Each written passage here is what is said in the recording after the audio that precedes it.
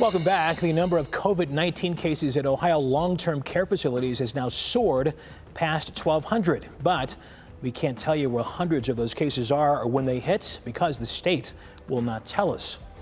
Just hours after a 3 News investigation exposed inaccuracies in the state's website tracking these cases, that page was taken down, leaving families with no answers. 3 News investigator Rachel Polanski pressed to get those records. Rachel, what's going on? Well, at first, Ohio Department of Health would not release that information. Then the governor intervened, and he said it was a good idea to release that information to reporters. So they posted it. That was on Thursday night. By Friday, we reported it. By Friday night, it was gone. As COVID-19 sweeps through Ohio's nursing homes, these people who have family members in those facilities say they've been left in the dark about what's really happening. Where is the transparency? No communication whatsoever. It's tearing us all apart. Just kept finding content not available. It's important to a lot of families. Health officials finally put up this website on Thursday, listing the names of long-term care facilities where COVID-19 outbreaks had taken place. And Tracy Roy, whose 85-year-old mother-in-law Carol lives in a Summit County nursing home, was glad to see it. I just feel like if they can keep track of every confirmed case across the entire state of Ohio, they should be able to keep up-to-date information on which of those infections are coming from nursing homes. So is Joe Simonson, who has 2 nieces who work in nursing homes. And lo and behold, there it was on the website. And so I shared it with some friends who were trying to monitor the situation too. But the website was not perfect. Deaths inside nursing homes was still not being released.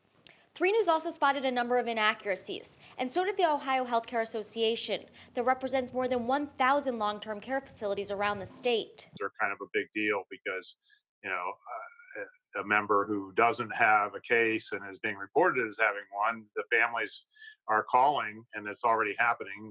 They've looked at this information and they're calling and saying, "How come you didn't tell us the truth?" A day later, the page was taken down, and this is all that remained.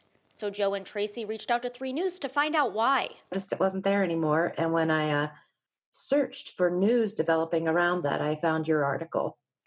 A spokesperson telling me, quote, "We took the list down due to inaccuracies. We are re-verifying the information and will put it back up Wednesday afternoon," end quote. Those we talked with say it's critical that the information the state puts out is correct.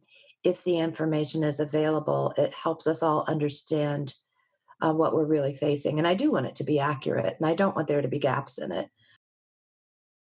Governor DeWine brought up these issues today in his press conference, saying this is a balancing act between privacy and transparency. He said an updated list would be available on Wednesday. In the meantime, we didn't want to wait that long, so we compiled our own spreadsheet, and that is available for you at WKYC.com based on our own reporting and data from the state and from county health departments.